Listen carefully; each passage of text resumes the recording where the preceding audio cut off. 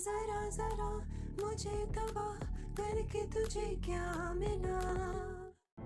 से उसको संभल कर इस्तेमाल करते हैं। मैं किसकी जंग लड़ रही हूँ? मेरा बाप और बहन जो इसकी सूरत नहीं देखना चाहते। मैं और बाबा किसी ऐसे शख्स की इज्जत कैसे कर सकते हैं जिसका कोई कैरेक्टर ही ना हो। दोनों मिलकर मुझे किस चक्की में पीस रहे हैं। इस वजह से उसे तुम मोहब्बत करते हो ना, वो वजह रहेगी नहीं, तुम उससे नफरत करने लगो।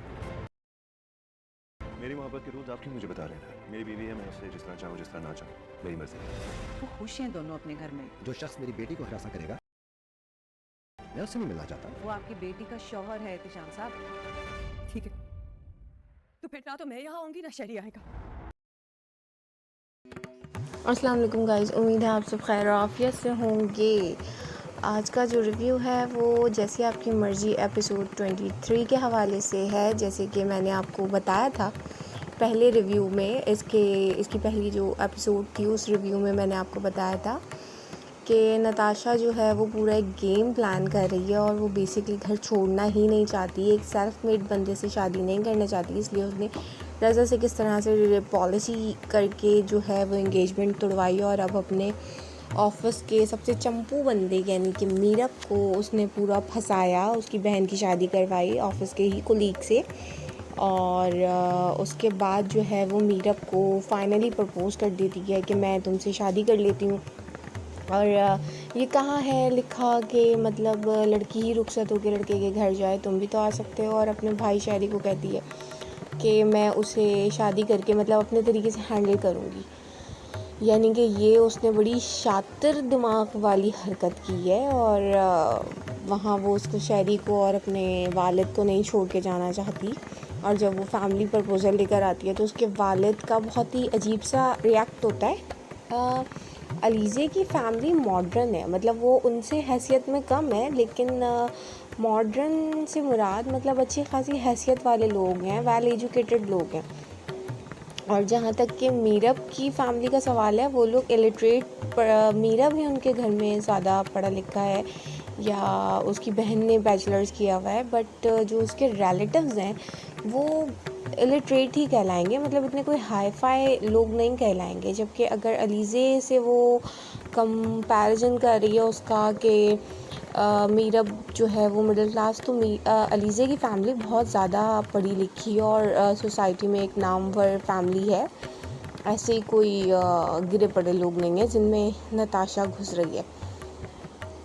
खैर, उसके वालिद को तो ये प्रपोज़ल समझ में नहीं आया, लेकिन अलीज़े के जो फ़ादर हैं और अलीज़े की जो बहन है उसको बहुत ज़्यादा फ़िक्र है अलीज़े की। और वो और फादर उसके चाहते हैं कि उसको डाइवोर्स हो जाए और अलीज़े जो है वो आराम से अपनी एक ज़िंदगी खुशहाली से गुजारे। और वो बिला वजह में एक इशू मतलब क्रिएट कर रहा है कि तुम्हारा अफेयर था और ये था वो था। तो रमज़ा बिल्कुल सही कहती है कि उसके अपने भी तो 500 अफेयर्स होंगे, वो कौन सा उसने तुम्हें बताए हैं। तो ये सारी चीज़ें सही है, लेकिन जो शेरी और नताशा हैं ये लोग अलीज़े को आई थिंक कि थोड़ा आधी तो वो मेंटली स्ट्रेस में जाकर एक स्ट्रेसफुल पेशेंट हो ही गई है। और अगर वो मज़ीद अपनी जॉब स्टार्ट नहीं करती और अपने वालिद और अपनी बहन की बात नहीं मानती तो वो वाकई में इन पागलों में रहकर पागल ही हो जाएगी, या फिर आई डोंट नो कि वो क्या करेगी, उसका अगला स्टेप क्या होगा।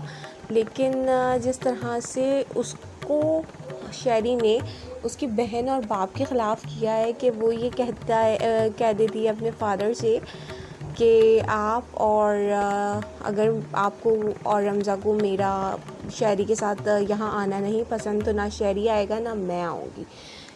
अलीज़े के जो फ़ादर हैं वो ख़ास समझदार इंसान हैं और उसके लिए एक अच्छा स्टेप लेना चाहते हैं और एक अच्छी लाइफ डिसाइड करना चाहते हैं। बट शेरी ने जो इर्द गिर्द अलीज़े के जाल बिछाया है वो बेचारी उसमें फंस के रह गई और उसको कुछ समझ में नहीं आ रहा है उसको क्या करना चाहिए। आप मुझे कमेंट बॉक्स में ज़रूर कमेंट करके बताइए कि अलीज़े को क्या करना चाहिए।